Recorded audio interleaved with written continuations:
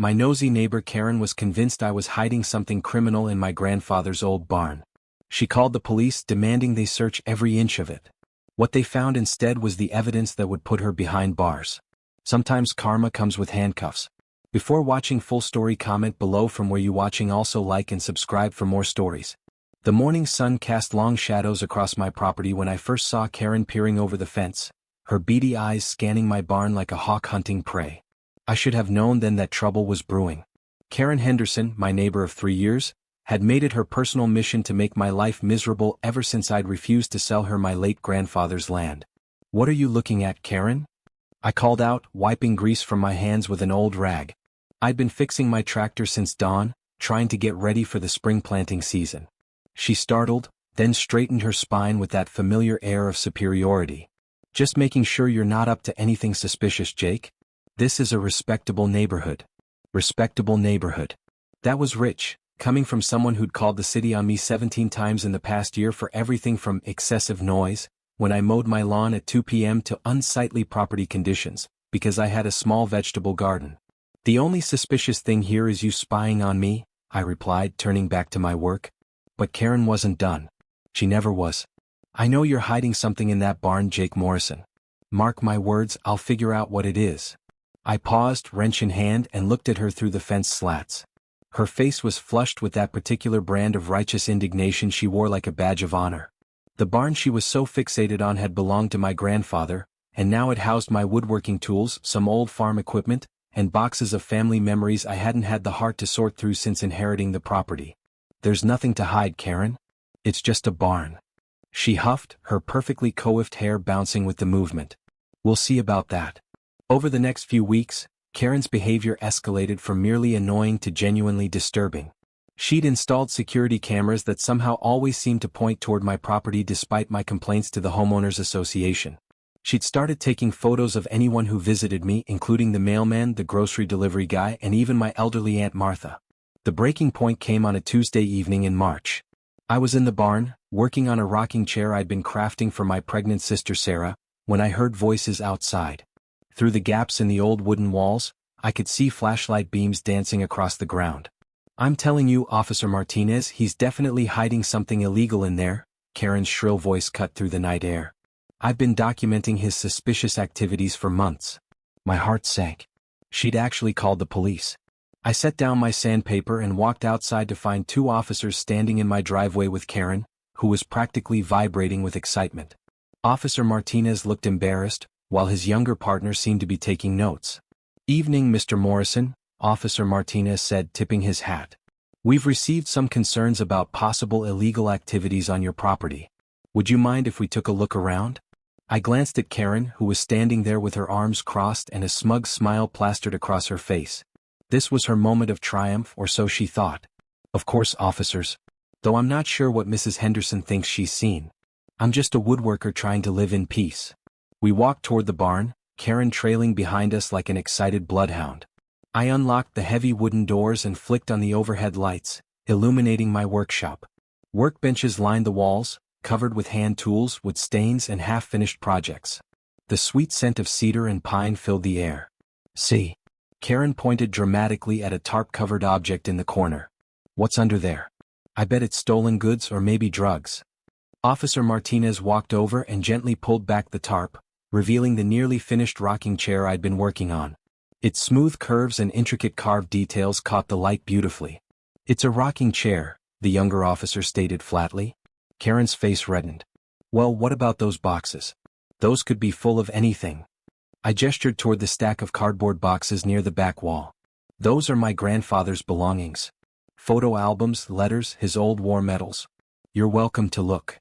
As the officers poked around, finding nothing more incriminating than some dusty Christmas decorations and a collection of vintage woodworking magazines, I watched Karen's confidence begin to crumble. But she wasn't ready to give up. "What about that locked cabinet?" she demanded, pointing to an old metal filing cabinet in the corner. I walked over and unlocked it, revealing neat files of business records, tax documents, and receipts for lumber and supplies. Officer Martinez flipped through a few folders while Karen peered over his shoulder, her desperation growing more obvious by the minute. "Mrs. Henderson," Officer Martinez finally said, closing the cabinet, "there's nothing illegal here." Mr. Morrison is running a legitimate woodworking business. But Karen had gone too far to back down now. You're not looking hard enough. I know he's hiding something. Check the walls, the floorboards. There could be secret compartments. The younger officer exchanged a look with his partner. Ma'am, we've conducted a thorough search. There's no evidence of any wrongdoing. This is ridiculous. Karen shrieked. I'm a respected member of this community. I pay my taxes. I volunteer at the church. If I say something's wrong, then something's wrong. That's when I noticed something that made my blood run cold. While Karen was having her meltdown, I caught sight of something peeking out from her oversized purse. Something that definitely didn't belong to her. It was the corner of a small picture frame and I recognized it immediately. It was a photo of my grandparents on their wedding day, one of several that had gone missing from my kitchen windowsill over the past few months. I'd assumed I'd misplaced them during my move-in process. Officer Martinez, I said quietly, I think you should take a look at Mrs. Henderson's purse. Karen clutched her bag protectively. How dare you? This is harassment. But Officer Martinez had caught the tone in my voice. Mrs. Henderson, would you mind opening your purse? I absolutely will not. This is a violation of my rights.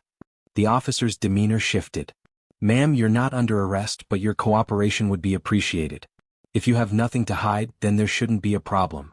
Karen's eyes darted between the officers, then to me, then to the barn door as if calculating her chances of making a run for it. Finally, with shaking hands, she opened her purse. Inside, along with the photo I'd spotted, were several other items I recognized.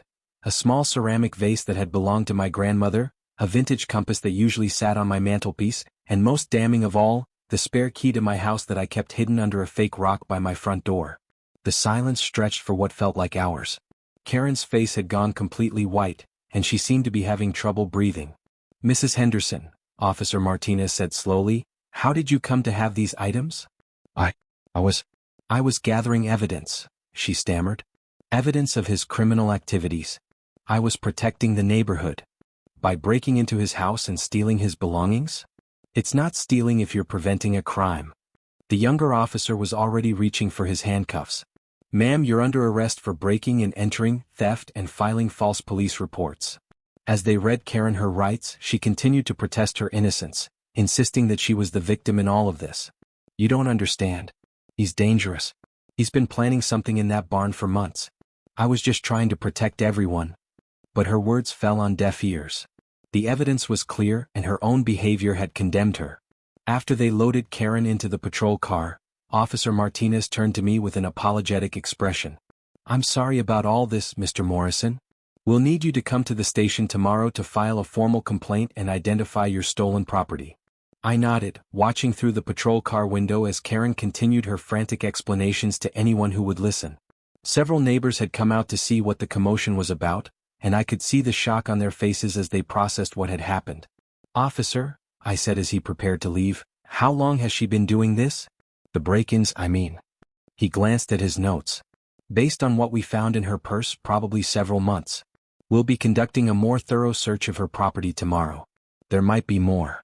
After they left, I sat on my front porch in the darkness, trying to process what had just happened. The irony wasn't lost on me.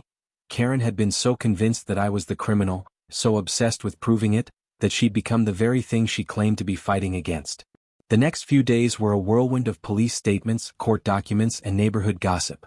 It turned out that Karen hadn't just been stealing from me.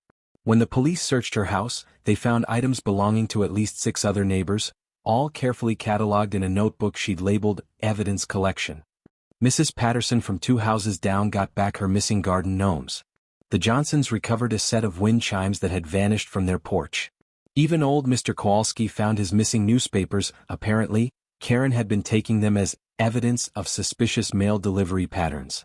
The most disturbing discovery was a detailed journal Karen had been keeping, documenting the daily activities of everyone in the neighborhood. She had pages of notes about when people left for work, who visited them, what packages they received, and elaborate theories about what everyone was really up to. During her arraignment, Karen's lawyer tried to argue that she was suffering from some kind of mental breakdown, that the stress of living in an unsafe neighborhood had caused her to act irrationally. But the judge wasn't buying it. The systematic nature of her thefts and the false police reports showed clear criminal intent.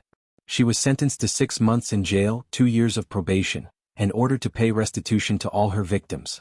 She was also required to undergo a psychiatric evaluation and attend anger management classes. But perhaps the most satisfying part of Karen's downfall was watching her carefully constructed image crumble.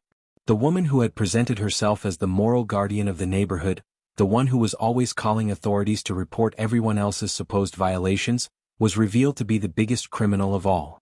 The Homeowners Association, which had been Karen's primary weapon against the rest of us, quietly removed her from her position as Neighborhood Watch Coordinator, a title she'd apparently given herself without any official approval.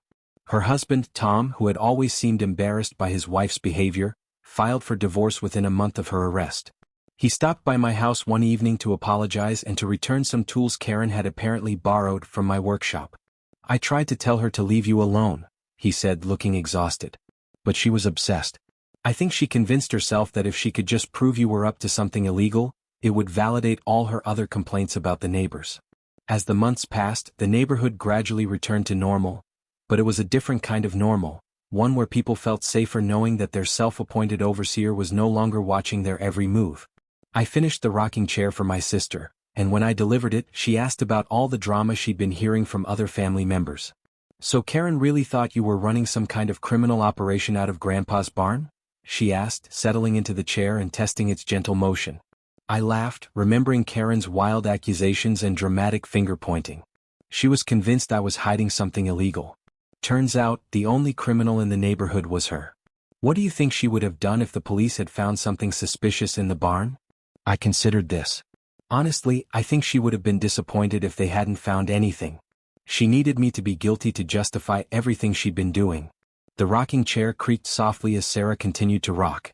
It's kind of sad when you think about it. She must have been really unhappy to go to such extremes. She was right, of course. Looking back, I could see that Karen's obsession with catching me in some imaginary wrongdoing had probably started as a way to feel important and in control. When that didn't work, she'd escalated until she was the very thing she claimed to be protecting everyone from. The barn still stands on my property, exactly as it was before Karen's paranoid investigation. I still use it for woodworking, still store my grandfather's belongings there, still go about my quiet daily routine. But now I can do so without the constant feeling of being watched and judged by someone who had appointed herself my moral superior. Sometimes, late at night when I'm working in the barn, I think about the moment when Officer Martinez opened Karen's purse and found my stolen belongings.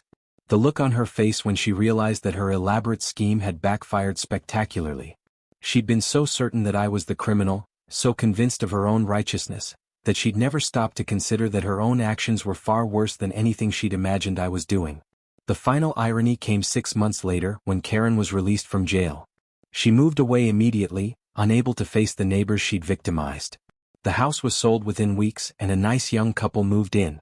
They knocked on my door their first weekend to introduce themselves and asked if I'd be interested in helping them build a deck. As I shook hands with my new neighbors, I couldn't help but smile. After years of dealing with Karen's suspicions and accusations, it felt good to have people next door who saw a workshop as just a workshop, a barn as just a barn, and a neighbor as just a neighbor. The story of Karen and her failed crusade became something of a legend in our little community, a cautionary tale about what happens when self-righteousness turns into obsession, and when the urge to control others leads someone down a path of criminality. In the end, Karen got exactly what she deserved. She called the cops thinking she'd expose my secrets, but instead exposed her own crimes. She wanted to see me arrested and humiliated, but ended up in handcuffs herself. She thought she was protecting the neighborhood, but it turned out the neighborhood needed protection from her. Justice, as they say, has a way of working itself out. And sometimes, just sometimes, it comes with a delicious helping of irony that makes the whole ordeal worth remembering and sharing.